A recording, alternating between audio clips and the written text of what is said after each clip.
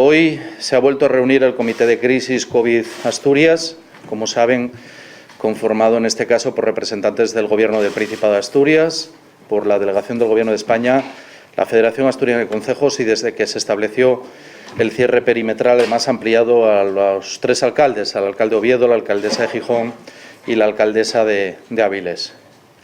Como veníamos diciendo, esta reunión que se ha convocado, y pido disculpas en primer lugar a todos ustedes, los medios de comunicación, en un día festivo, pues el perjuicio que les causamos, se convoca porque evidentemente el virus no entiende de días festivos y es necesario seguir analizando la situación y adoptar medidas.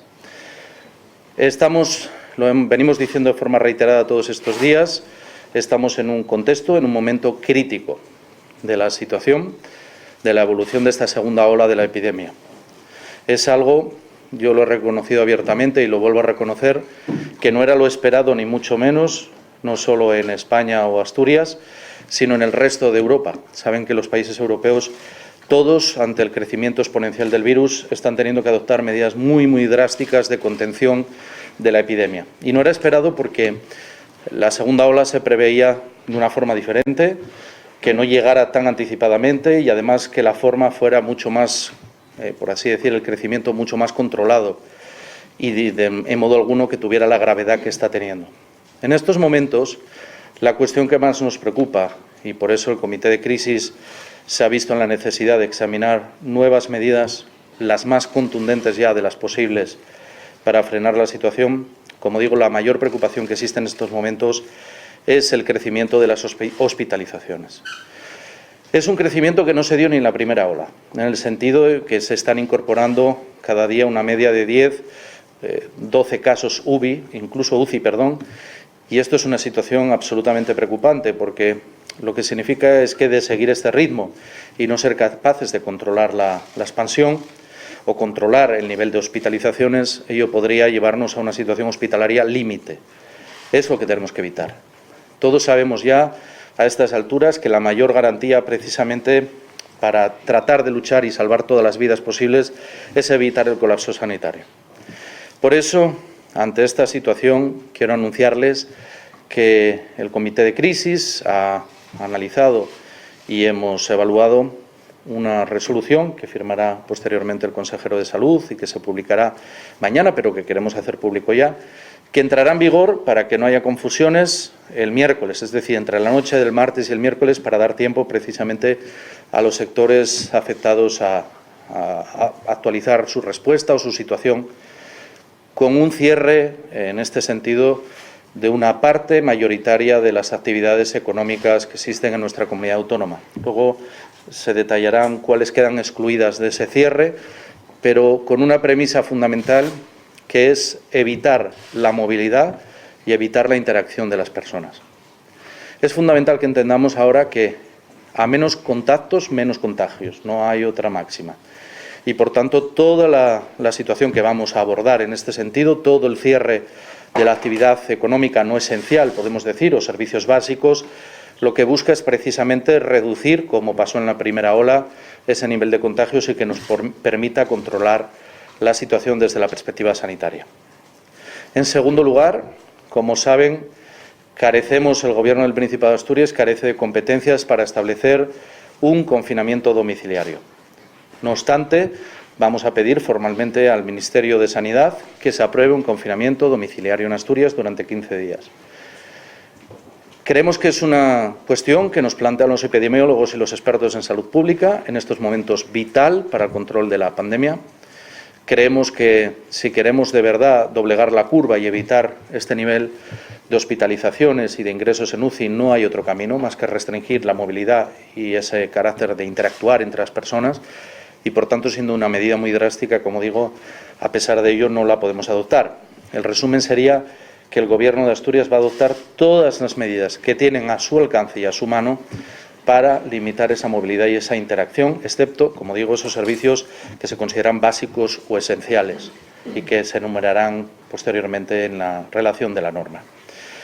Asimismo, hemos analizado la preparación de nuestro sistema sanitario para esta segunda ola. Quiero decirles, luego lo explicará Concepción Saavedra, la directora gerente del SESPA, del Servicio Asturiano de Salud, venimos preparándonos desde el mes de agosto. Durante todo este tiempo, en el que incluso teníamos los datos menos malos epidemiológicos a nivel de toda España, en ningún momento dejamos de tomar decisiones restrictivas. Como recordarán, los primeros que pusimos la mascarilla obligatoria, limitaciones de aforo, limitaciones de grupos de personas, la capacidad restrictiva, la prohibición de botellones, intentar ir rebajando, ir controlando a medida que evolucionaba la epidemia para contener la situación. Pero al mismo tiempo conscientes de que la segunda ola era algo que los científicos, aunque de una forma mucho menor, nos anunciaban ya, nos hemos preparado. Y nos hemos preparado con datos en global, que explicará mucho mejor que yo Concepción Saavedra, pero que suponen, por ejemplo, el haber triplicado la capacidad UCI, en realidad desde la primera parte de la primera ola hasta este momento, en la adquisición de respiradores invasivos y no invasivos, porque sabemos que es una de las cuestiones claves para salvar las vidas posibles, en incrementar el número de profesionales sanitarios del SESPA en casi 2.000 personas, un 15% más respecto a años anteriores, el hacer un acopio de material logístico por 4 meses, situándonos en el peor momento de la epidemia de consumo de material, una reserva estratégica fundamental valorada en 14 millones de euros, y también, lógicamente, en el acopio de material, diríamos no fungible, sino más bien preparándonos para la necesidad de establecer un hospital como el que hicimos el H144. Quiero decirles que nuevamente vamos a instalar el H144. Y partimos de una ventaja, y es que, lógicamente, teníamos el diseño del equipamiento ya hecho y gran parte del material, como digo, era esa reserva de material especial sanitario y clínico que nos viene muy bien precisamente para instalar en estos momentos ese H144 como respuesta, junto con otras, como es el diálogo con las clínicas privadas para otro tipo de atenciones que se están planteando. Es decir, como ven, hay 3 tipos de medidas fundamentales. Hay unas medidas desde el punto de vista de la capacidad que tiene el Gobierno del Principado de Asturias, restrictivas, del consumo y de la movilidad, para intentar que seamos conscientes de la gravedad de la situación y frenar este nivel de contagios. Asimismo, puesto que gran parte de los sectores económicos se van a ver afectados con ese cierre, quiero anunciarles que el toque de queda quedará establecido, tal y como permite el estado de alarma, a las 10 de la noche. Será otra de esas medidas restrictivas. En segundo lugar, la petición al Ministerio de Sanidad para que nos apruebe un confinamiento domiciliario, que es lo que nos recomiendan los epidemiólogos y expertos en salud pública. Y, en tercer lugar, lógicamente, la respuesta sanitaria, puramente sanitaria, del Sistema Asturiano de Salud, del SESPA, que, como ven, lleva preparándose desde el mes de agosto, tomando decisiones para que en una situación límite como la que estamos podamos abordarla con esas garantías. Es un momento, no lo oculto, crítico, quiero que todos seamos conscientes de ello, que no era lo esperado, ni mucho menos, y lo reconozco abiertamente. La segunda ola se preveía con un nivel menos intenso que el que estamos viviendo en el resto de Europa y el que estamos viviendo en España y en Asturias, pero lógicamente tenemos que actuar. Yo me pongo, lógicamente, en el lugar de tantos sectores que se van a ver afectados y quiero que sepan que mañana mismo empezaremos el diálogo con los representantes de estos sectores afectados para establecer compensaciones de tipo económico y ayudas económicas que al menos palien en parte lo que les va a suponer estos meses o estas semanas, ¿no?, de limitación de su actividad. Creo que en este sentido es lógico que lo reconozcamos y mañana están previstas ya reuniones de trabajo con algunos de estos sectores para hacer frente a esa situación. También quiero que seamos conscientes del estrés que tiene nuestro personal sanitario, especialmente en el ámbito hospitalario en estos momentos y especialmente los que están en primera línea contra la COVID.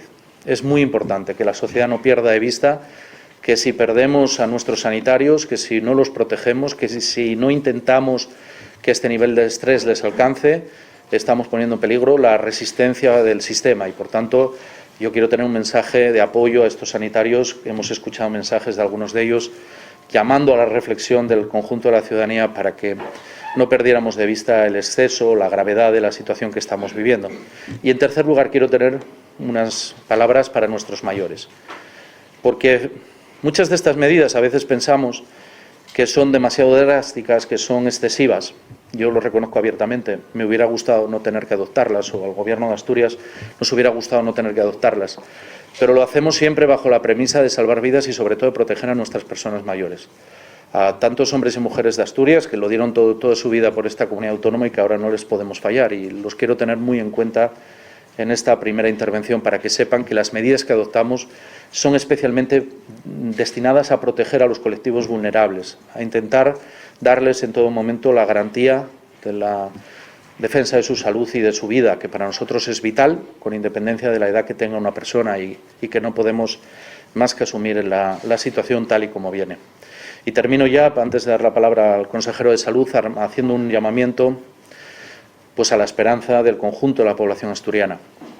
La primera ola fue durísima, lo sabemos, pero también sabemos que supimos reaccionar como sociedad y conseguimos controlar el virus, conseguimos tener unos datos epidemiológicos que fueron reconocidos, conseguimos bajar la incidencia, conseguimos hacer de Asturias, pues en este sentido, un ejemplo de respuesta. La segunda ola nos está golpeando durísimamente y yo lo quiero reconocer con toda su crudeza y por tanto necesitamos que todos y todas sumemos.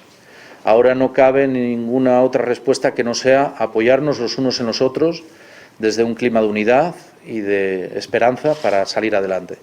Y nos quedan ya por delante semanas durísimas, pero como habíamos dicho en su momento, adoptaríamos las decisiones que hubiera que adoptar con tal de preservar la salud pública y salvar vidas. Doy la palabra al consejero de Salud. Muchas gracias, presidente.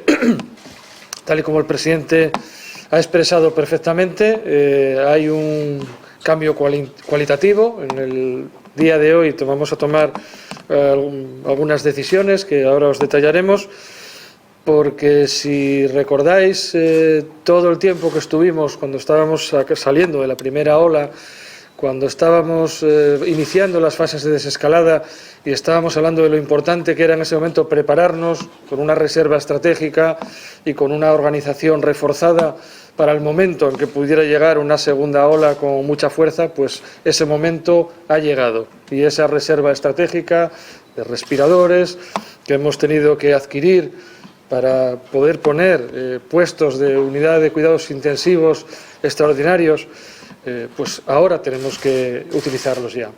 Como nos va a detallar la directora gerente del SESPA, lo que son, digamos, los puestos de UCI con los que se trabajaba normalmente en Asturias de siempre, ya están al nivel máximo de ocupación y lo que es la máxima capacidad que tenemos de puestos de UCI, tenemos que empezar a utilizarla, no solamente con puestos, sino también con profesionales que tienen que ir a engrosar ese número de profesionales que habitualmente nos estaban atendiendo las unidades de cuidados intensivos. Nos va a detallar números. Sabéis que hay un indicador, uno de los indicadores que se aprobaron en el interterritorial, que es el nivel de hospitalización ocupado por pacientes COVID, y otro que es el nivel de puestos de UCI ocupados por pacientes COVID. Ese porcentaje que todos los días detalla el Ministerio es sobre esa capacidad máxima que ahora ya estamos viéndonos obligados a tener que desplegar. Ante esta situación y esta amenaza de que pudiera llegar incluso un momento en que se pudiera colapsar el sistema, tenemos que reaccionar y tenemos que reaccionar de una manera muy contundente. Tal y como expresaba el presidente, en Asturias hemos conseguido que la dinámica de esa línea epidemiológica se pareciera más al de otros países europeos y hemos conseguido que el aumento llegara más tarde que en otras comunidades de España. Si conseguimos que ese aumento que se está produciendo ahora de esta manera tan acelerada no suba tanto como ha subido en otras comunidades y que al igual que algunos de ellos ya han comenzado a bajar, consigamos empezar a bajar desde un nivel no tan alto, el objetivo lo estaremos cumpliendo. Eso es lo que tenemos que conseguir. Para eso vamos a desplegar todo el potencial que tiene nuestro sistema sanitario, pero también hace falta que absolutamente todos los miembros de nuestra sociedad tengamos que poner todo lo mejor de nosotros y emplearnos bien a fondo. En este sentido, vamos a poner en marcha algunas de las medidas. Tal y como decía el presidente, hay medidas que tienen que ver con la disminución de la movilidad. La opinión de la Consejería de Salud, basada en los epidemiólogos y los especialistas en salud pública que trabajan en nuestra consejería, es que tenemos que disminuir el contacto social al máximo. En realidad, si tuviéramos capacidad, ahora mismo estaríamos decretando, sin duda, el confinamiento domiciliario. No está en las competencias de nuestra comunidad autónoma y, por lo tanto, esta misma mañana hemos tenido una reunión bilateral con el equipo del Ministerio de Sanidad y así se lo hemos expresado, igual que ya en los días previos en conversaciones telefónicas. Creemos que es necesaria, en este momento ya, una respuesta en ese sentido. Lo tendrán en cuenta seguramente y lo valorarán. Mientras tanto, no podemos estar esperando. Ponemos en marcha una resolución que entra en vigor la noche del martes al miércoles, por lo tanto el miércoles ya está vigente, una resolución que el Director General de Salud Pública os va a pormenorizar, pero que se basa en que todos tengamos que salir de nuestros domicilios lo menos posible.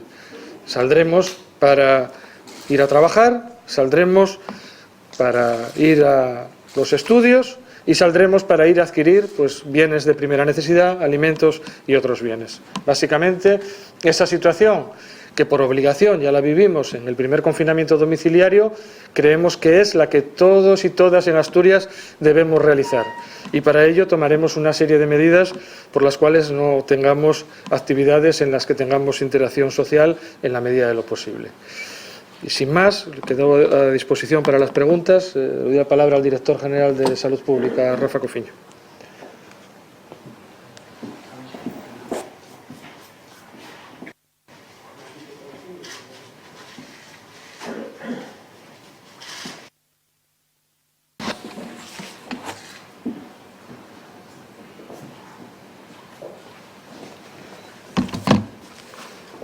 Buenos días.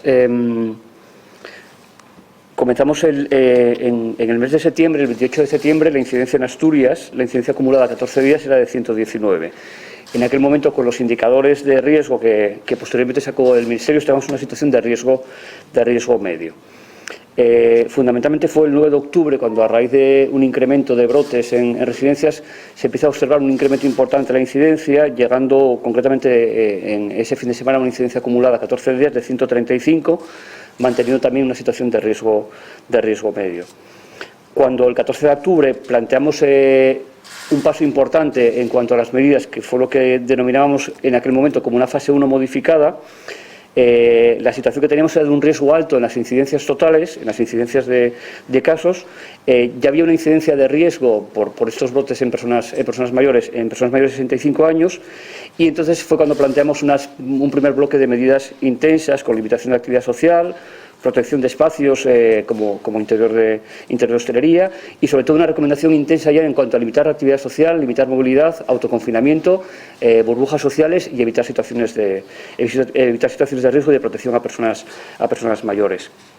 En aquel momento, en el 14 de octubre, los indicadores de respuesta asistencial, los indicadores que tenemos de medida de evolución del riesgo, tienen dos bloques. Uno que es el tema de cómo está la circulación del virus, que estamos en una situación, como comentamos, de un nivel alto, y cómo es la respuesta asistencial. En aquel momento la respuesta asistencial está en un nivel medio, de situación. Y de forma global estamos en lo que se denominaba un nivel de alerta 2. La graduación del Ministerio va del 1 al 4. En aquel momento estábamos en un nivel de alerta 2, pero las medidas que se decidieron tomar formaban parte de un nivel de alerta 3, es decir, íbamos un poco por delante en cuanto a las medidas que se plantearon en aquel momento. Posteriormente, teniendo en cuenta la incidencia que se observaba en algunos municipios y a nivel general, pero sobre todo en algunos municipios, se planteó el tema del cierre perimetral el día 23 de octubre, ¿no? El 23 de octubre, en aquel momento, las incidencias totales eran de un riesgo muy alto. Había subido ya la tasa de positividad, que es un indicador que también nos mide, nos da una foto interesante de la capacidad de actuación que estamos realizando. Ya había subido a una situación de riesgo medio y la respuesta asistencial ya estaba en una situación de riesgo alto, había subido de nivel medio a nivel alto. Estábamos en un nivel 3, pero ya planteamos medidas de actuación de un nivel 4. Todas las propuestas en aquel momento de cierres perimetrales o las propuestas del cierre perimetral global de la comunidad autónoma y la restricción de movilidad nocturna forman parte de un nivel 4, es decir, íbamos un paso por delante. En aquel momento, como comentaba, la situación de transmisión comunitaria era una transmisión comunitaria moderada alta, pero la capacidad del sistema asistencial era todavía buena, ¿no? Sostenible. La semana pasada, entre el 28 y el 29 de octubre, los indicadores asistenciales incrementaron y pasan a una situación de riesgo muy alto. Y, de hecho, yo creo que fue el viernes por la noche, la directora gerente del SESPA nos llama. La situación de los indicadores altos ya la tenemos monitorizada, pero nos llama especialmente con la alarma de la situación de presión asistencial, sobre todo vinculada a UCIs. Había habido un incremento muy importante de hospitalizaciones, pero se había observado, ella lo describirá con más detalle, se había observado un incremento importante de paso de personas en hospitalización a un sistema a las camas de UCI. Esa situación de incremento de riesgo en la presión asistencial nos alerta en el sentido de tener que tomar otras medidas más avanzadas. El planteamiento inicial de salud pública era esperar una semana más para ver el impacto que han tenido las medidas de cierre perimetral, que sabemos que de alguna forma han tenido cierto éxito, por ejemplo, en la no transmisión de incidencias altas a otros municipios que tienen una situación sostenida. La idea inicial era esperar una semana más, pero con los datos actuales que tenemos y que vamos a tener de presión asistencial en sistema hospitalario, en el sistema asistencial, sistema hospitalario y en UCIs, era necesario dar un paso más avanzado. La situación actual en cuanto a los indicadores, por dar una pincelada, a nivel global estamos en una incidencia acumulada de 421 para Asturias, 387 para Avilés, 756 para Gijón y 243 para Oviedo. La incidencia más creciente se sigue observando a nivel de Gijón. Hay cierta estabilización en Avilés y en Oviedo, pero con unos indicadores todavía muy altos, y hay unos indicadores que sí que nos preocupan en todos los municipios grandes y a nivel global, que es el indicador de incidencia acumulada para personas mayores de 65 años. Este indicador es un indicador clave porque, como saben, el incremento en cuanto a riesgo de morbilidad y mortalidad está más asociado a personas mayores de 65 años.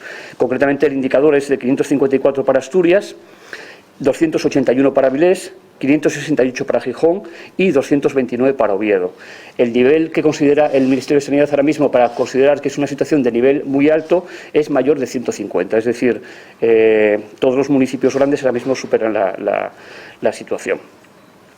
El planteamiento de hacer un abordaje también global en cuanto a las actuaciones valorado por el equipo técnico de vigilancia epidemiológica, es por el tema de tener un impacto global en cuanto a las actuaciones, es decir, hacer actuaciones sectorizadas ahora mismo o retrasarnos algo más en la toma de decisiones, quizás nos permitiría estabilizar una curva, pero estabilizar una curva en niveles de incidencia que tenemos ahora mismo de 400 es una estabilización muy peligrosa porque supondría acumular más casos y acumular posiblemente más hospitalizaciones y más riesgo de personas en situación de riesgo para las próximas semanas, por lo que la indicación general es el tema de tomar medidas de actuación de forma lo más urgente posible. Como bien señalaba el consejero, las medidas realmente son las medidas que hemos adoptado el 14 de octubre, pero con un marco no de recomendación, sino con un marco de obligatoriedad. Es decir, algunas de las cuestiones que se planteaban el 14 de octubre dan un paso importante, y un paso importante es el tema también de generar espacios, cerrar espacios para limitar lo que es la movilidad y limitar la interacción social, que es uno de los elementos claves, como conocen, en lo que es el incremento de circulación del virus y el incremento del riesgo. De forma muy general, de hecho, estamos perfilando todavía algunos aspectos en cuanto a la resolución, pero se plantearía el tema de adoptar una medida de suspensión temporal de apertura al público de locales establecimientos minoristas, a excepción de algunos considerados esenciales, que eran básicamente los que consideramos esenciales en la situación del estado de alarma. En líneas generales, lo que se plantea es una medida de cierre parecida a lo que era el estado de alarma de marzo y una propuesta de petición al Ministerio de un confinamiento parecido al que era la fase 1. Es decir, no se contempla un confinamiento estricto generalizado. Sabemos que un confinamiento global tiene un impacto grande a nivel en términos de salud, y lo que se plantea es un confinamiento aperturista como el confinamiento de la fase 1, pero que limite de una forma importante la movilidad y la actividad, ¿no? Se plantea también la medida de suspensión temporal de actividades comerciales en grandes superficies y centros comerciales. Se plantea también la medida de suspensión temporal de actividad formativa presencial en centros vinculados a la enseñanza universitaria, salvo aquellas situaciones que requieran de forma de forma esencial una actividad presencial. Se adopta también la medida de suspensión temporal de celebración de manera presencial de congresos, encuentros, reuniones de negocios, conferencias, reuniones de profesionales, seminarios, reuniones de comunidades de propietarios o eventos similares. Y en líneas generales el tema de suspensión temporal de celebración de espectáculos públicos y de actividades recreativas. Se plantea como un elemento a mantener de forma importante, pero con un control estricto, como se viene realizando, de los protocolos de protección, el tema de la actividad educativa, tanto en los tramos de 0 a 3, infantil, primaria, secundaria, bachillerato o formación profesional. Se considera que es un elemento clave para garantizar un elemento indiscutible como es la educación de la infancia, y un elemento clave también para garantizar aspectos relacionados con la conciliación y disminuir la brecha de género, siempre con las medidas de protección suficientes. Es decir, si en un momento determinado se observara alguna situación específica relacionada con situaciones de mayor riesgo, se actuaría con las medidas que se plantean en los protocolos vigentes. Creo que nada más por nuestra parte.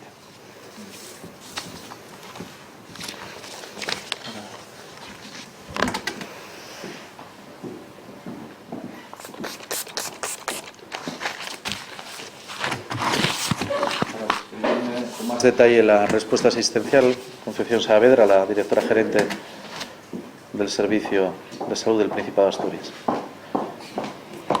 Pues buenos días. Bueno, como ha dicho bien el director general de Salud Pública, durante las últimas 3 semanas ha habido un aumento claro de incidencia en Asturias, más localizado en zonas urbanas, pero sobre todo en algún municipio, como puede ser Gijón, y la previsión del Servicio de Salud, según la anterior onda epidémica, como también según las cifras que nos decía Vigilancia Epidemiológica, es que iba a haber un aumento progresivo de ingresos hospitalarios y de ingresos de cuidados críticos. Inicialmente, basándonos en la primera onda epidémica, entendíamos que ese crecimiento de ingresos hospitalarios sería durante primeros de noviembre y que tendríamos también el pico de ingresos en críticos durante la tercera, cuarta semana de noviembre. Ha habido un cambio de tendencia, la evolución ha sido diferente. Y ha habido un aumento rápido de ingresos hospitalarios y de críticos, con un aumento de la ocupación de las camas de hospitalización y, de forma muy especial y muy intensa, de las camas de los servicios y unidades de enfermos críticos. Este rápido incremento ha hecho que ha sido mucho más notable en esta última semana y ha generado que exista una cierta sobrecarga dentro del sistema asistencial, lo que ha hecho que, aunque ahora mismo la presión que podamos tener es asumible y se va a dar la misma atención de calidad que estamos dando a cualquier paciente que acuda al servicio de salud, sí es cierto que entendemos que se tienen que tomar desde el servicio de salud y también desde Salud Pública unas medidas contundentes y recomendaciones a la población para evitar esa sobrecarga y poder seguir dando en el futuro ese mismo servicio asistencial. Les voy a referir datos que se basan en el plan de contingencia que teníamos previsto, donde estaba también el plan de respuesta rápida que habíamos elaborado en agosto y donde está claro que estaban establecidas las medidas que ahora estamos tomando, como también las medidas futuras que ahora les vamos a contar. En ese plan de contingencia o plan de respuesta rápida, nosotros, como saben, dividimos a los pacientes en diferentes niveles según su estado de gravedad y según los recursos disponibles que tenemos para ellos dentro del servicio de salud. El nivel 1, como saben, son los pacientes que, debido a que están asintomáticos o tienen una situación de sintomatología leve, están en su domicilio. En ese caso, la atención primaria está trabajando con todos ellos, tanto en lo que son los casos confirmados como también en las sospechas, y realizando el diagnóstico, realizando la PCR, y también están haciendo una labor excelente en cuanto a lo que es la coordinación sociosanitaria, como saben, en la atención a las residencias y ahora mismo también en la coordinación con el ámbito educativo, donde ahora mismo hay un referente dentro del personal de enfermería para cada uno de los centros educativos de Asturias. Esto ha supuesto también un aumento del trabajo y un aumento de la carga asistencial, digamos, de los centros de atención primaria, pero ahora mismo también, digamos, que está dentro de un estado asumible.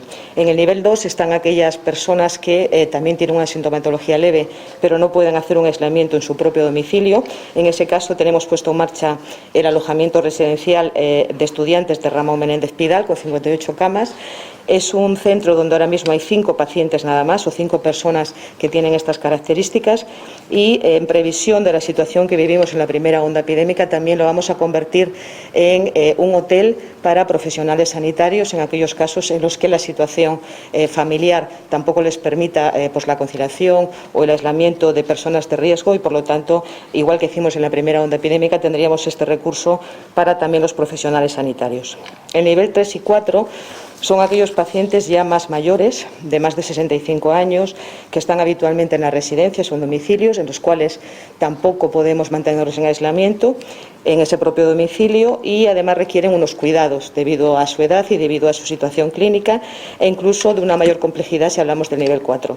En este caso, como ya teníamos en ese plan de contingencia previo, tenemos el CREDINE, como saben, que ya hemos pasado de 60 a 120 camas en este momento. El Hospital Cruz Roja de Gijón, con 68 camas, el Hospital Fundación de Jove, con 45 camas, y el Hospital Monte Naranco, que ahora mismo tiene ya 60 camas, pero que podríamos seguir ampliando en función de las necesidades que tengamos.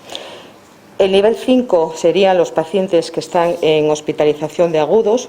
Saben que nuestra capacidad asistencial en cuanto a hospitalización, si sumamos todos nuestros recursos, están en unas 3.000 camas, y ahora mismo, debido a esos aumentos de ingresos de la última semana, estamos en unos 538 pacientes ingresados por COVID en la red hospitalaria asturiana. ¿Cuál es la situación que tenemos? Bueno, ha habido un aumento rápido del nivel de ocupación, aunque ustedes vean un total para Asturias de un 66%, es cierto que en los hospitales de las zonas urbanas, que son Gijón, Oviedo y Avilés, estamos en este momento por encima del 80%. Esto nos ha obligado a disminuir el resto de la actividad sanitaria. En este momento ya estamos realizando la atención a las urgencias, a las patologías no demorables y también a todo lo que serían consultas o pruebas preferentes. Esto nos obliga al poder asumir esa carga o, digamos, esa capacidad de hospitalización, y también porque tenemos que hacer una reorganización de nuestros recursos humanos. Es cierto que hemos reforzado de forma importante los recursos humanos del SESPA.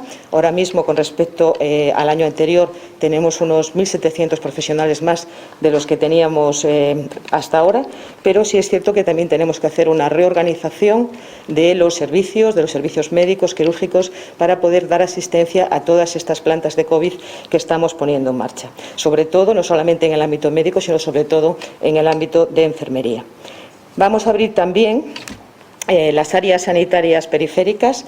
Saben que en la primera onda no se utilizó estos hospitales periféricos. Ahora mismo ya se ha abierto a Riondas para la atención de pacientes COVID, y en este mismo fin de semana abriremos Cangas, y probablemente la semana que viene también abriremos Jarrio. Hemos también pedido la disponibilidad a los hospitales privados. Ellos sí nos han dicho que tenemos la posibilidad, como en la primera onda epidémica, de tener una serie de camas hospitalarias y también, por supuesto, de los recursos humanos de dichos hospitales. Tendremos una reunión mañana para ya establecer qué número de camas y en qué situación. Y ya por último, ya está puesto en marcha el que se ponga el hospital de recinto ferial, el H144, de manera que durante esta semana, y probablemente finalizaremos su instalación el lunes 9 de noviembre, tengamos ya las 144 camas de dicho hospital.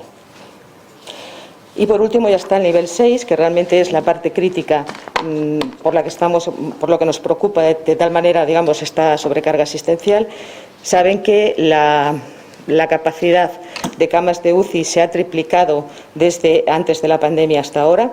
Tenemos previstas 240 camas de UCI que se pueden poner en marcha entre los 4 hospitales en los cuales tenemos UCI. Ahora mismo instaladas con respirador, con personal y con monitor están unos 147, pero podíamos seguir creciendo debido a la capacidad que tenemos de respiradores en Asturias.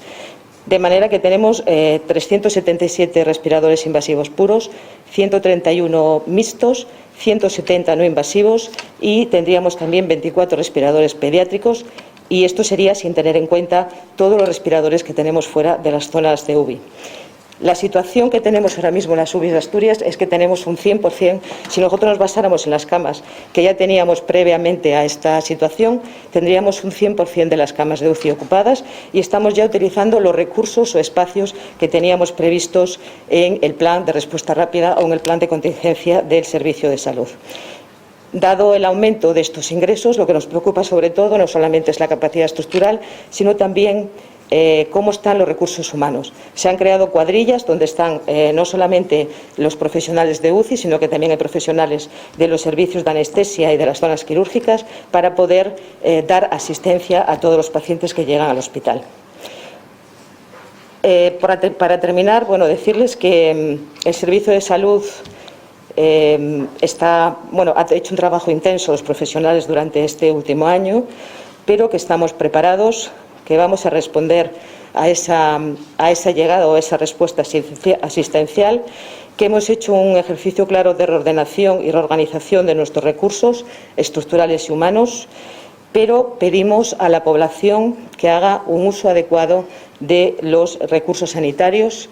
Es muy importante durante este tiempo que todos tengamos claro la importancia de un uso adecuado de los recursos sanitarios y también, por supuesto, que sigan nuestras recomendaciones siendo responsables tanto desde el punto de vista individual como desde el punto de vista colectivo.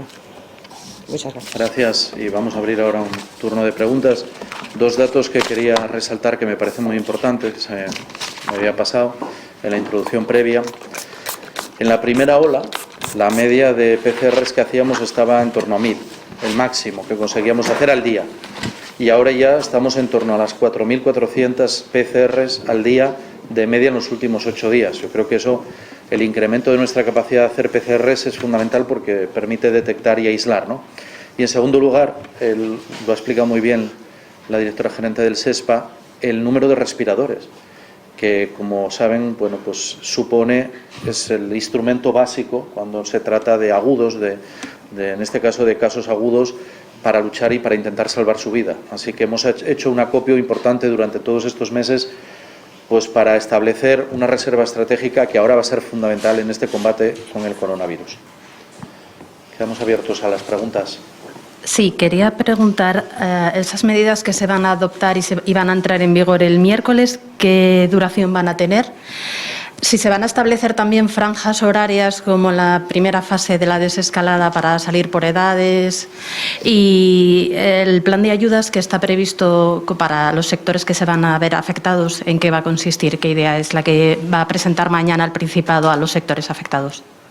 Sí, la última, simplemente le digo que no hemos cerrado todavía ningún documento en torno a cómo tiene que ser ese plan de ayudas, sino que queremos construirlo con los sectores afectados. Yo creo que es importante, vamos a hacer un esfuerzo extraordinario, no solo en los meses que quedan de año, noviembre y diciembre, de este presupuesto en vigor del año 2020, ¿no?, para derivar todos los recursos disponibles, sino para trabajar también en lo que creemos que debe ser la propuesta que hagamos en la negociación presupuestaria del 2021. Así que está todo abierto en este sentido porque queremos escuchar primero a los sectores afectados de qué tipo de ayudas estamos hablando o cuáles consideran más importantes. Quiero recordar que sigue en vigor, como saben, el poder acogerse a los ERTEs por causa de fuerza mayor, es decir, los sectores donde decretamos el cierre, pues en esta situación COVID, evidentemente los trabajadores tienen la protección que ha aprobado el Gobierno de España para que no sean precisamente despedidos. ¿Y sobre los otros dos? Sí, perfectamente. La duración es de 15 días, ¿de acuerdo? Son una serie de medidas extraordinarias y temporales con esa duración de 15 días. Bueno, va a haber múltiples detalles que seguramente mañana, cuando esté publicado en el boletín, los vais a tener a disposición, pero respecto a la otra parte de la pregunta, comentarte que sí, que es muy importante que precisamente estamos estableciendo una serie de medidas restrictivas, ¿vale? Pero si se llegara ante esa petición que tenemos hecha de lo que es el confinamiento domiciliario, que entiendo que es donde viene tu pregunta en cuanto a las franjas de salida, sería muy importante entender que no estamos hablando de un confinamiento como el de marzo, sino algo más parecido a una fase 1, ¿de acuerdo?, donde sí que creemos que sería imprescindible que haya personas, sobre todo los colectivos más vulnerables, que tengan capacidad de realizar una serie de actividades a fin de evitar los problemas que pudiera darles a no muy largo plazo. Estamos hablando de las personas mayores que puedan tener algo más de movilidad, estamos hablando sobre todo de atender específicamente a las cuestiones de salud mental, tanto de las personas que tienen algún problema de base de salud mental como todas aquellas otras alteraciones, digamos, o trastornos adaptativos que puedan surgir en una situación tan dura como es un confinamiento. Estamos hablando también de personas que están con trastornos en la esfera de lo que es el autismo, o estamos hablando en general, digamos, de colectivos más vulnerables. Hay que atenderlos específicamente y no sería, en caso de que se aprobara nuestra solicitud, no es de un confinamiento domiciliario radical, puro y duro, sino que sería con bastantes matices en estos aspectos a los que le damos mucha importancia. Sí, hola, buenos días. Quería preguntarles, con respecto a esta solicitud que van a hacer al Ministerio de Sanidad para el confinamiento, dicen que esta mañana han tenido un primer contacto. No sé qué respuesta han obtenido, porque el ministro de Sanidad acaba de hacer unas declaraciones en otro medio de comunicación en el que viene a decir que en este momento, a su juicio, descartan el confinamiento en el domiciliario porque, dice, se han aplicado una serie de medidas que pueden controlar la pandemia. Entonces, saber un poco qué respuesta han obtenido del Ministerio en cuanto a esa petición. Y luego también quería, si era posible, si pudieran precisar un poquito más a qué establecimientos minoristas les afectaría este cierre temporal por 15 días o, por el contrario, cuáles quedarían exentos de este cierre. Gracias. Sí. Muy bien, respecto a la primera pregunta, matiz, que no, lo de hoy no ha sido un primer acercamiento, sino digamos que es uno más de las múltiples reuniones que tenemos con el Ministerio. Esta mañana sí que hicimos una reunión de urgencia bilateral con el equipo del Ministerio, en el que les expresamos nuestro interés por, en este momento ya, o nuestra necesidad del confinamiento domiciliario y, como decía, en el que ellos tomaron nota de las circunstancias, tienen conocimiento de todos los indicadores, pero les pormenorizamos mucho la situación en Asturias, tal y como acabamos de escuchar ahora mismo al director general de Salud Pública y a la directora gerente del SESPA, y en cuanto a las medidas también que les explicamos que entraban en vigor, la verdad es que las comparten plenamente. Creen que en algunos otros lugares de España que tomaron medidas similares, creen que también puede reducirse, digamos, o no aumentar la incidencia. Sin embargo, bueno, nuestra opinión es que, además de conseguir que no aumente la incidencia, tenemos que ser más contundentes para conseguir que ésta comience a disminuir. Con el nivel de ingresos en la unidad de cuidados intensivos que estamos teniendo en los últimos días, amenazaríamos esta capacidad ampliada que tenemos incluso de unidades de cuidados intensivos extraordinarias. Por lo tanto, creemos que está argumentada suficientemente nuestra solicitud. Sí, un apunte antes de que lean, me imagino, las excepciones, que es uno de los artículos de la norma. Decir que el confinamiento domiciliario no es una medida extraordinaria que pide Asturias sin más, sino que ya se ha adoptado, por ejemplo, en Inglaterra, en el Reino Unido, en la parte de Inglaterra. En Portugal ya está confinado el 70% de su población. En Austria, en Francia, que ya comenzó el confinamiento. Y a todo ello hay que sumar todas las medidas restrictivas que están adoptando todos los países europeos. Nosotros, en este sentido, lo que nos estamos fijando, el equipo de salud pública y los epidemiólogos de Asturias, lo que se están fijando es que nuestros patrones de comportamiento, al ser tan similares al del resto de países europeos, parece lo normal, en este caso, el creer importante un confinamiento, como decimos, domiciliario, pero matizado a la fase 1 del plan de desescalada, ¿no? Es decir, con aquellos horarios que establecía y todas estas cuestiones que son, bueno, pues atemperan. Pero para que se entienda, lo que se busca esencialmente es reducir los contactos y reducir la movilidad, porque es el elemento fundamental de contagio. Eso está ya más que demostrado. Más allá de que haya cosas que todavía se nos escapen, porque yo lo sé, hay mucha gente en estos momentos frustrada, hay mucha incertidumbre, hay mucha falta de certeza. Yo les puedo asegurar que no solo la ciudadanía en general o las personas que lo están pasando, que tienen enfermos o que por desgracia han fallecido algunos de los suyos, o incluso los que tienen miedo a perder el empleo o lo han perdido. No, la falta de certeza la tenemos todos porque el virus todavía es un gran desconocido. Es decir, no hay una interpretación científica de por qué este crecimiento o esta ferocidad, ¿no?, con la que ha entrado de lleno la segunda ola de la pandemia. Curiosamente, se parece mucho a lo que pasó en 1918 con la mal llamada gripe española, que se recuerdan, la primera ola fue en primavera del 18, la segunda ola, que fue la más mortífera, la que causó mayores daños, fue en el otoño del 18 y hubo todavía una tercera ola en los primeros meses del 2019, pero mucho más atemperada. No sabemos si vamos a seguir el mismo patrón, pero desde luego es una preocupación que tenemos. Sí, puedo leeros un poco lo que es el resumen de las medidas, entender de todas maneras que mañana saldrá pormenorizadamente, con todo tipo de detalle, el documento en el que están los servicios jurídicos trabajando todavía en estos momentos, ¿no?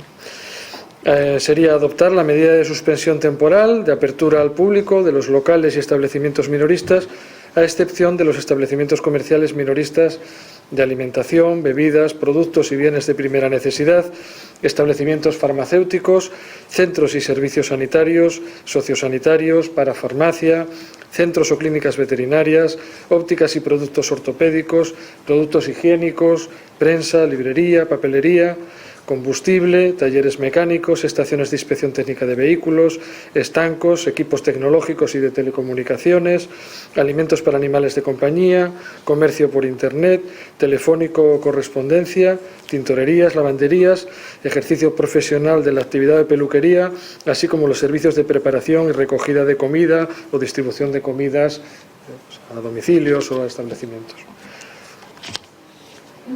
Quería saber si de alguna manera va a afectar, como en la etapa anterior o en la oleada anterior, a los centros de día. ¿Perdón? A los centros de día, si se van a ver afectados, ¿está pensado por el momento como en la primera oleada que cerraron o no está contemplado todavía en este confinamiento que llaman más flexible? Sí, creemos que la actual atención sociosanitaria, con los protocolos que tenemos actualmente, con su estricto cumplimiento, deben de seguir dando un servicio que consideramos esencial a todas luces. Se ha referido a la educación universitaria. No sé si yo no he entendido, pero ¿afecta también al resto de la educación, al resto de los colegios e institutos, o exclusivamente a la universitaria por el momento? A nivel universitario, lo que pedimos es que todo lo que se puede hacer por teleformación tiene que realizarse. Estamos hablando de que sobre todo estamos buscando, como decimos, disminuir la interacción social, dejarlo para lo que es lo imprescindible o lo que creemos que es esencial, y disminuir la movilidad. En muchas de las cuestiones quizá no las veamos como algo peligroso, puede ser entornos seguros, pero conllevan un aumento de movilidad que tenemos que disminuir también. ¿En el caso de la universidad es una recomendación o es una obligación? Obligación. Con grado de recomendación ya estaba hasta ahora. Como decía muy bien el director general de Salud Pública antes, si os fijáis, estas medidas, prácticamente todas, estaban con grado de recomendación, y ahora pasamos a ese cambio cualitativo en el que tenemos que pasar a que sea con grado de obligación. Tiene que ir a formato de online, excepto lo que aquello sea tan imprescindible que tenga que ser sí o sí presencial, ¿no? Imaginémonos alguna cuestión de un laboratorio, alguna cuestión de este tipo. Pero todo lo demás, toda la formación tiene que ser online en la universidad. Yo quería preguntar si han tenido contacto con otras comunidades autónomas que hayan pedido o vayan a pedir también el confinamiento domiciliario, y quería saber si podían actualizarnos datos sobre la situación en los geriátricos. En la primera, si te he entendido bien, no sé si te entendí bien. Si tenemos información de si otras comunidades autónomas están pidiéndolo, no tenemos esa información, nosotros no. La actualización de los geriátricos yo creo que ya se ha pactado con vosotros, os ha explicado, ¿no?, cómo se hace un día a la semana con unas condiciones que vamos a seguir haciéndolo así, por supuesto. Sí, lo que queríamos saber era también si están bunkerizados, como en la primera hora, que dicen ni se puede entrar ni se puede salir en ninguno, o solamente donde hay casos. No, lo que os acabo de decir, hay unos protocolos que creemos que hay que seguirlos a rajatabla, es muy importante, y hoy no hay nada nuevo al respecto. Sobre otras comunidades que se hacía referencia si iban a pedir o no, ya saben que en el Estado, en la situación actual, el estado de alarma lo que ha hecho es posibilitar que cada comunidad, en la gestión de sus competencias sanitarias, vaya adoptando las medidas oportunas. Nosotros lo que consideramos es que no queremos llegar a un determinado nivel de casos o de contagios para tener que tomar estas medidas restrictivas por la presión hospitalaria y porque somos, lo venimos diciendo, recuerden que yo lo dije, yo creo que en todas las comparecencias públicas durante todo el mes, desde el principio, desde el mes de febrero, desde la primera que hice, recuerden, con el primer caso positivo hasta ahora, siempre he dicho que Asturias es la comunidad autónoma más vulnerable, porque tenemos la población más envejecida y porque además tenemos muchísimas personas con patologías pulmonares derivadas de la actividad minera e industrial. Y además porque hay una reflexión que yo le escuché el otro día a Angela Merkel, que comparto plenamente, y es que el camino para reanimar nuestra economía es el control de la salud pública. Lo dijo expresamente. Se lo dijo Angela Merkel y su ministro de Economía, quiero recordar que era, por qué tomaban medidas tan restrictivas, que saben que en Alemania han tomado medidas muy similares a estas que nosotros estamos anunciando en este momento. Es decir, no queremos llegar a niveles de incidencia porque lo que estamos viendo es que los ingresos hospitalarios están creciendo a un nivel que, si no actuamos ya, pueden llegar a ser inasumibles y llegar al colapso. Es lo que queremos evitar y sobre todo porque somos la comunidad autónoma más vulnerable. Por eso tenemos que tomar medidas más duras, más claras y más concisas ya. No podemos esperar. Sí, yo quería hacer 4 consultas muy concretas sobre cuestiones sanitarias, pero por ampliar un poco más de lo que preguntaba la compañera sobre la universidad. Están próximos los exámenes. ¿Se va a dejar opción a que cada centro decida si los exámenes pueden ser presenciales o también en el caso de los exámenes tendrían que ser online? Y luego las cuestiones sanitarias serían varias. Uno, si está decidido y ya se está aplicando el aplazamiento de consultas externas y de cirugías que no sean urgentes y no demorables. Si está previsto el cierre de consultorios periféricos, como en la primera ola. En el caso de que se vuelva a recurrir a los centros privados, si en esta ocasión será con una contraprestación económica por parte del Principado. ¿Y con qué personal se va a poder abrir el H144 de la feria y el hospital de campaña que está ya montado en el hospital de Cabueñes, si hay esa falta patente de profesionales, sobre todo de enfermería? Sí, lo primero, la primera pregunta en relación con la universidad, puedo repetir otra vez lo mismo que he dicho. Todo aquello que no sea imprescindible, que sea presencial, habrá que hacerlo por teleformación. ¿De acuerdo? Luego tenemos que recordar que estas medidas tienen una duración de 15 días.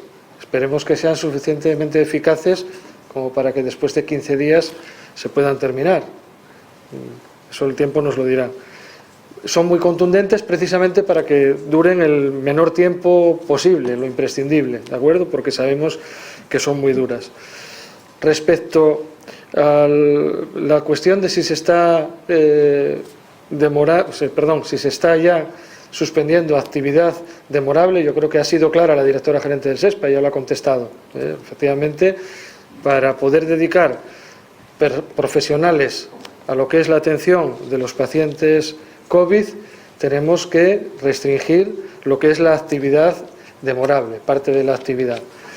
La actividad que no es COVID sigue siendo, va a seguir siendo, igual que lo fue en la primera oleada, muy importante.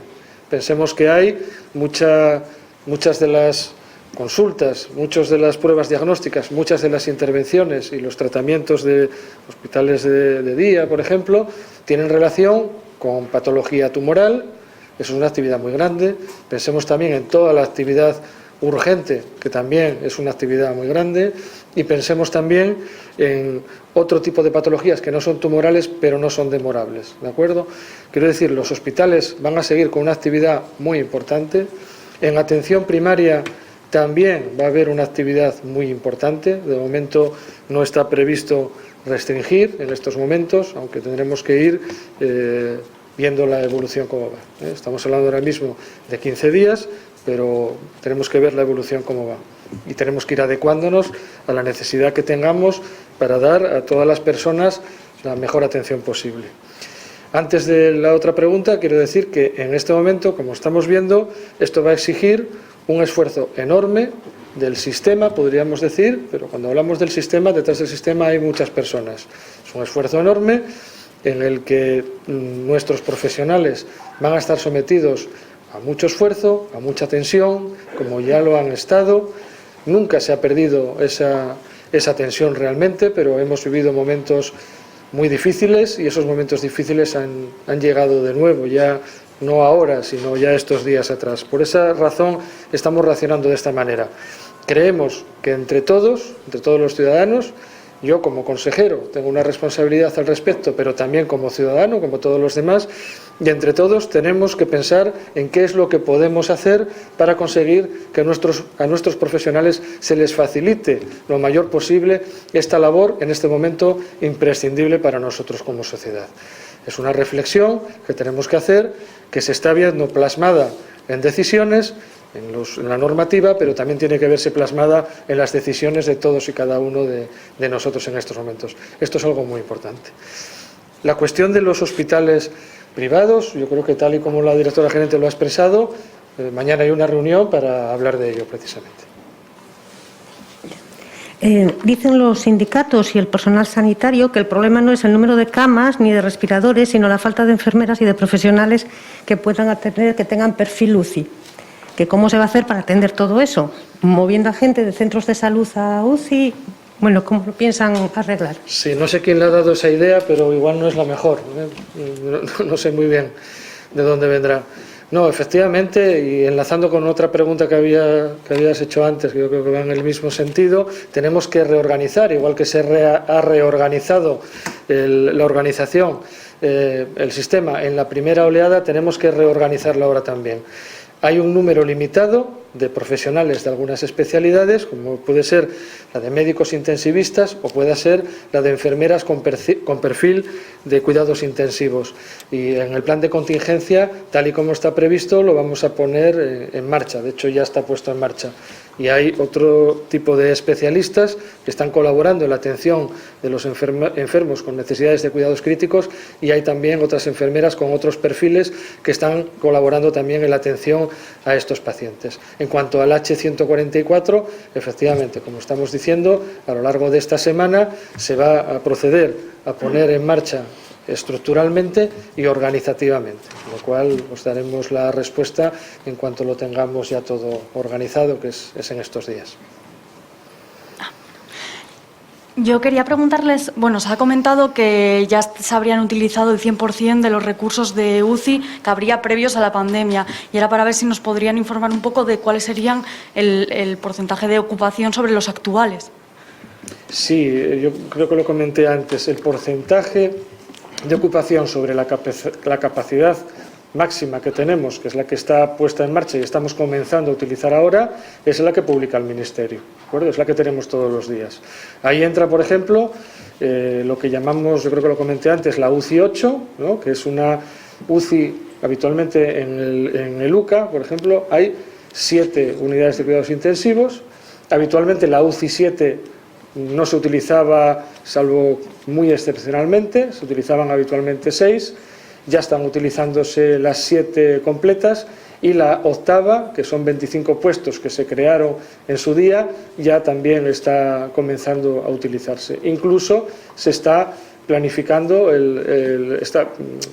tener otros espacios donde se puedan también tener unidades de cuidados intensivos de manera agrupada. Asimismo, también estamos hablando, cuando hablamos de esa capacidad, además de respiradores que se utilizan para las reanimaciones quirúrgicas, para los quirófanos, pues eso da el número global de respiradores, ¿vale?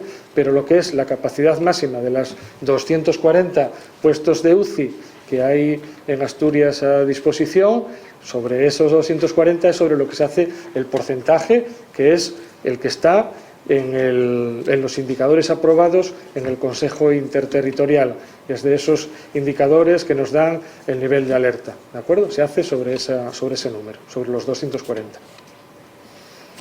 Buenas tardes. Pasamos ahora a leer las preguntas que nos trasladan algunas compañeras periodistas que están teletrabajando. Desde Radio Nacional plantean si ya hay respuesta al ofrecimiento de las asociaciones de agencia de viajes para actuar como rastreadores. El sistema de vigilancia de contactos estrechos en Asturias, como hemos explicado más veces, y que precisamente hoy en la reunión que tuvimos con el Ministerio nos dijeron que éramos la comunidad que estábamos consiguiendo tener menor demora en cuanto a la transmisión de esa información, y eso hace que nuestros indicadores sean más fiables que en otros sitios, literalmente así nos lo ha dicho, por lo tanto parece que funciona bien. Es un sistema que tiene un primer eslabón, que son los profesionales de atención primaria, tanto médicos como enfermeras en este caso, que son los que hacen la detección de muchos de los casos que iniciarían la investigación. Hay un segundo eslabón en el que están lo que, bueno, algunos llaman rastreadores, pero quiero explicarlo como que eso es solamente uno de los eslabones del sistema, que está ahora mismo nutrido con profesionales sanitarios, que son médicos, son enfermeras, son también trabajadores sociales en un número importante, y en el que están también colaborando lo que es el Ejército. En este caso acaba de ampliarse con 30 personas más que están colaborando en ello, y luego hay un tercer eslabón que es imprescindible para que todo esto funcione, que son los que están asegurando y mejorando cada día, porque hace falta, según va aumentando el número, la capacidad que necesita para esta investigación en cuanto al sistema informático, y son todas las personas que están tomando las muestras, por ejemplo, en los autocovid, y toda la logística que ello lleva, ¿no? Todo ello es un sistema que nos están diciendo desde el Ministerio que les parece que el fruto es ejemplar, y por lo tanto seguiremos haciéndolo crecer en la medida de las necesidades que vayan surgiendo, con la calidad que estamos dando ahora mismo. Desde Europa Press plantean, ¿se va a suspender en Asturias las competiciones deportivas como el fútbol y las empresas del sector industrial seguirán trabajando normalmente? Sí, sobre las empresas sí. Es decir, la norma establece expresamente qué es lo que se cierra o los sectores que se cierran. Igual que hicimos, y además recuerden en la interpretación en su momento, cuando el Gobierno de España adoptó la decisión de parar absolutamente todo, hicimos una interpretación flexible que salvó el corazón industrial de Asturias, y creemos importante que sea así. Desde luego eso no está afectado, y sobre las competiciones de fútbol eso es algo que no nos corresponde a nosotros, sino que al ámbito del Gobierno de España, porque saben que son competiciones deportivas que trascienden del ámbito autonómico y por tanto obedecen a otros tipos de protocolos de seguridad y de competición, ¿no? En los deportes, digamos que si volvemos otra vez al sentido de esta norma, estamos hablando de disminuir la interacción social, disminuir la movilidad. Lo importante realmente es que aseguremos y que garanticemos que cualquier evento de este tipo no se vea con un grupo de personas que puedan tener que aglomerarse en un sitio para ser espectadores, ¿no? Realmente sería, digamos, lo clave en estas cuestiones. Muchas gracias. Hasta aquí las preguntas que nos trasladan las compañeras periodistas. Bueno, pues quiero ir terminando esta comparecencia, acompañado, como siempre, del consejero de Salud y el director general de Salud Pública y de la gerente del Servicio de Salud del Principado de Asturias, resumiendo brevemente pues la necesidad de adoptar estas decisiones. Soy consciente de la contundencia de ellas, y soy consciente también que son durísimas, y durísimas para determinados sectores de nuestra sociedad y de nuestra economía, pero son más necesarias que nunca. Quiero, en este sentido, que seamos todos conscientes del momento crítico en el que estamos, y es que si no actuamos ahora, si no tomamos decisiones en este preciso instante, corremos el riesgo de que nuestro sistema sanitario colapse. Por eso tomamos estas decisiones, porque sabemos, los epidemiólogos, los expertos en salud pública y la propia experiencia nos dice que limitar la movilidad y los contactos estrechos es el mejor camino para aliviar precisamente esa presión sanitaria. Llevamos trabajando meses, muchos meses, tenemos experiencia adquirida. Desde agosto tenemos planificada todas las contingencias de respuesta hasta fase 2, pese a que, como dije al principio, nos sorprende pues ese carácter durísimo con el que ha entrado no solo en España, sino en toda Europa, y que a todos los gobiernos de Europa ha sorprendido porque no era lo esperado, no era lo que decían los científicos, pero desde luego llevamos muchos meses preparándonos para este contexto.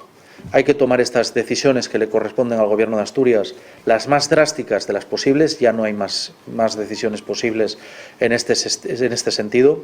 En segundo lugar, Nos corresponde hacer esa petición al Ministerio de Sanidad que nos autorice un confinamiento domiciliario de 15 días para bajar aún más la incidencia y, por tanto, salvar vidas. Y, en tercer lugar, importante preparar nuestro sistema sanitario, como ha explicado muy bien la directora gerente, para dar respuesta a lo que tenemos por delante.